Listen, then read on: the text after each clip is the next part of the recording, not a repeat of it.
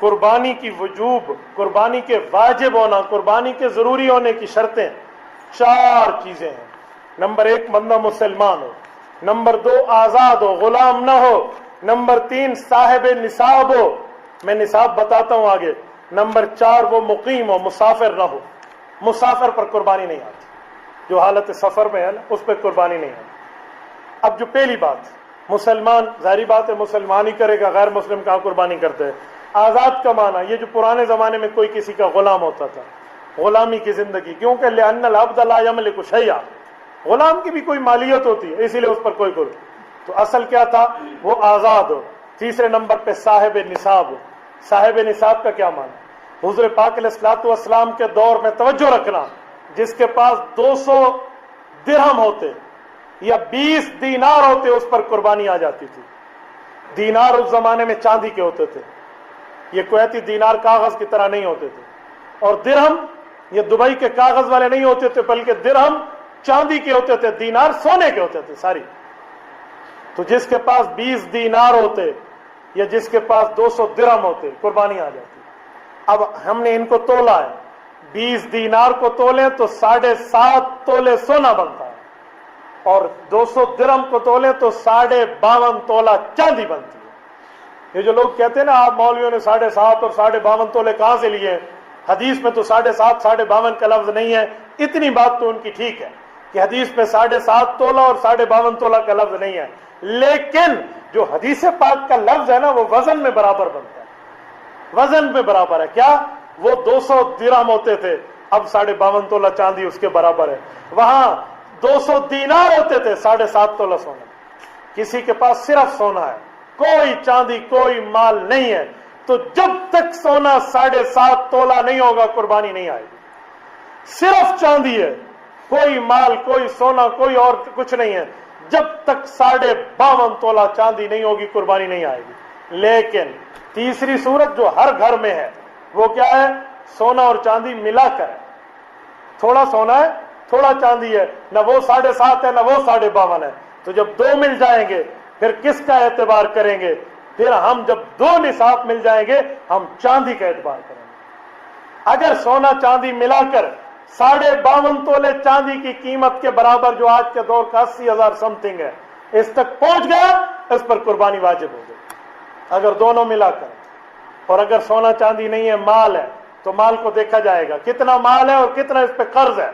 مثلا ایک آدمی کے پاس 1 لاکھ روپے ہے اور اس پر قرض 50,000 ہے، تو پیچھے بچا 50، 80,000 چاندی کا نصاب نہیں بنتا، اب اس پہ قربانی نہیں ہے۔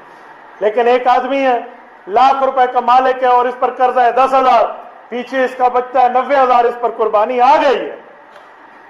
اسی طرح کوئی بندہ ہے جس بندے کے پاس 10 لاکھ روپے ہیں اور اس کے اوپر 9 لاکھ قرض ہے، 1 لاکھ پھر بھی بچتا ہے، تو قربانی پھر بھی آ گئی۔ ہم یہ دیکھیں گے قرض کو منہا کر کے نکال کے، اس کے بعد اس کے پاس مالیت کتنی بچتی ہے۔ دوسرا اور تیسرا پوائنٹ اسی مسئلے کا، آپ کی کمیٹی نکلنی ہے۔ کمیٹی کی 2 حیثیتیں ہوتی ہیں، ایک ہے کمیٹی آپ لے چکے ہیں پھر قسطیں دے رہے ہیں، یہ نہیں، وہ تو آپ پہ قرضہ ہے۔ ایک ہے کمیٹی آپ کی نکلنی ہے، تو دیکھیں گے کتنے پیسے آپ ابھی تک جمع کرا چکے۔ 10,000 آپ ہر مہینے دیتے ہیں، 1,20,000 کی کمیٹی ہے اور آپ 70,000 دے چکے ہو، 7 قسطیں، اور آپ کے پاس بھی 50,000 ہے، 70 اور 50 مل کے لاکھ سے اوپر گئے، قربانی آ گئی آپ پر۔ اسی طرح آپ کے پاس کچھ بھی نہیں ہے لیکن کسی آدمی نے آپ کا قرضہ دینا ہے، قرض میں دیکھیں گے کتنا دینا ہے، مثلا 1 لاکھ قرضہ دینا ہے اس نے، ابھی اس کے پاس ٹیڈی بھی نہیں ہے لیکن اس کا 1 لاکھ اس نے قرضہ دینا ہے، اس پر قربانی واجب ہے۔ یہ کسی سے قرض پکڑے یا کچھ بھی کرے قربانی کرے گا۔ اچھا، قرض کی بھی 2 قسمیں، ایک ہے دینا ہے، ایک ہے دیتا ہوں، وہ کہتے ہیں نن بشی سبا بشی، نا آج دوں گا اور کل دوں گا اور نہ دے کھا جائے۔ تو قرض کی 2 قسمیں، ایک ہے ملنے کی امید ہے تو پھر آپ کے اوپر لازم ہے قربانی، ایک ہے وہ آپ کا پیسہ کھا گیا ہے، وہ نہیں دیتا، وہ قابو ہو گیا ہے، اسے کہتے ہیں مال زمار، اس پر کوئی قربانی نہیں ہے، چاہے کروڑ روپیہ بھی کوئی آپ کا کھا گیا ہے۔ جیسے مزاربت والے، ہم مظلوموں کے پیسے کھا گئے ہیں، ہمارے مجمع میں بھی کئی بیٹھے ہوئے ہیں، مزاربت والے ان کے پیسے کھا گئے ہیں، 2-2 لاکھ 4-4 لاکھ 5-5 لاکھ ہے، اب وہ دیتے بھی نہیں ہیں، ان کو امید ہی نہیں ہے کہ ملنا ہے نہیں ملنا، تو میں نے کہا بابا یہ مال زمار ہے، ہمیں تو اس کی امید ہی نہیں ہے، لہذا کیا ہم نے اس کا لینا دینا؟ تو ایسا اگر معاملہ ہے تو پھر آپ پہ قربانی نہیں آئے گی۔ ذبح کون کرے؟ ذبح کے بارے میں دو باتیں ذہن میں رکھیں، مسلمان ہو یا اہل کتاب ہو، یہ دونوں ذبح کر سکتے ہیں۔ مسلمان تو سمجھتے ہیں، اہل کتاب کون ہے؟ جو 100% تورات پر ایمان رکھتا ہو اور 100% انجیل پر ایمان رکھتا ہو۔ لیکن آج کے دور میں اہل کتاب بھی اہل کتاب نہیں رہے، میں جانتا ہوں، باقی یہ جیوز کو بھی اور کرسچینٹی کو بھی میں نے پڑھا بھی ہے، میں نے دیکھا بھی ہے، یہ لوگ اپنے مذہب پہ بھی مضبوط نہیں ہیں، ان کی مذہب میں ایک ارتداد آ چکا ہے، ان کے مذہب تبدیل ہو چکے ہیں، لہٰذا آج کے دور میں اہل کتاب سے نہ کرائیں، احتیاط یہی ہے، یا خود کریں یا کسی مسلمان سے کرائیں۔ تبارك الذي نزل الفرقان على عبده ليكون للعالمين نذيرا